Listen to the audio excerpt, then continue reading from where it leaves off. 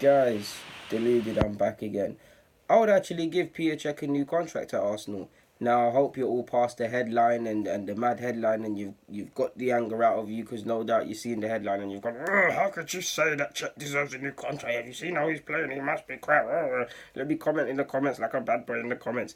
So yeah, those of you that are sensible enough and have looked past the headline and actually are here to listen, I give Petr Cech a new contract. Now, not a playing contract. Don't get me wrong, not a playing contract. What I mean by that is he might not officially retire. What I specifically mean by that is you might officially still be a player, still be eligible to play in the Premier League and whatnot, but you wouldn't play, in my opinion. I wouldn't play you. You wouldn't play unless a madness happened where all the keepers are unavailable apart from yourself. But I would keep you around for a specific reason, because regardless of how we look at it, you've come here. What happened there? Chest is mashed up, guys. But anyways, like I tried to say, whatever way we look at it, he's come here, he's won an FA Cup. Petr Cech, the real Petr Cech, the Chelsea's Petr Cech, Champions League, Premier League, mad records, all of these things. He'd not only be an asset to young keepers if he wants to go down the coaching route. These are the sort of things. One word comes to mind: greatness, greatness, greatness. Greatness is what everybody aspires to. Greatness is what we all want, in it. We all want our clubs to be the best. So whether it's an impossible task or not, you want people that typify that.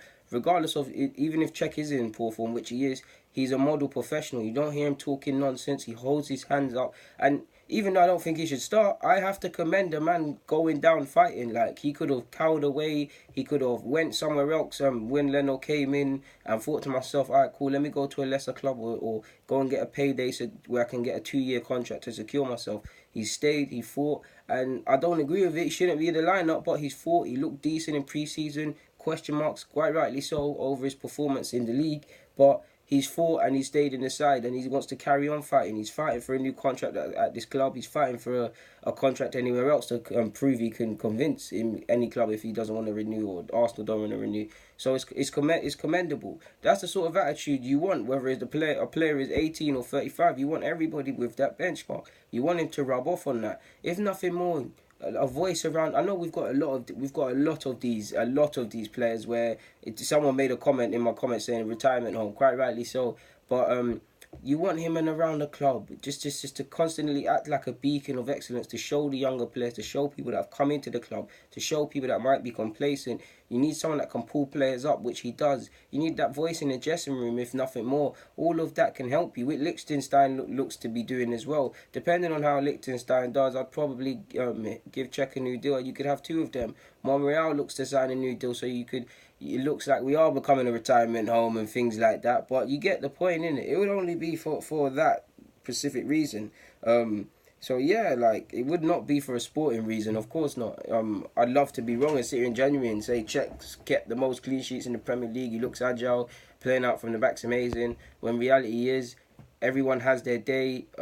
Everyone has their day where they're physically at their best as a professional footballer, and it happens when we decline, and Cech is declining. And obviously, as a keeper, it's more highlighted when you can't get down for these free kicks, or you can't move your legs across quick enough to block out a shot, or you're mistiming coming off your line to collect crosses.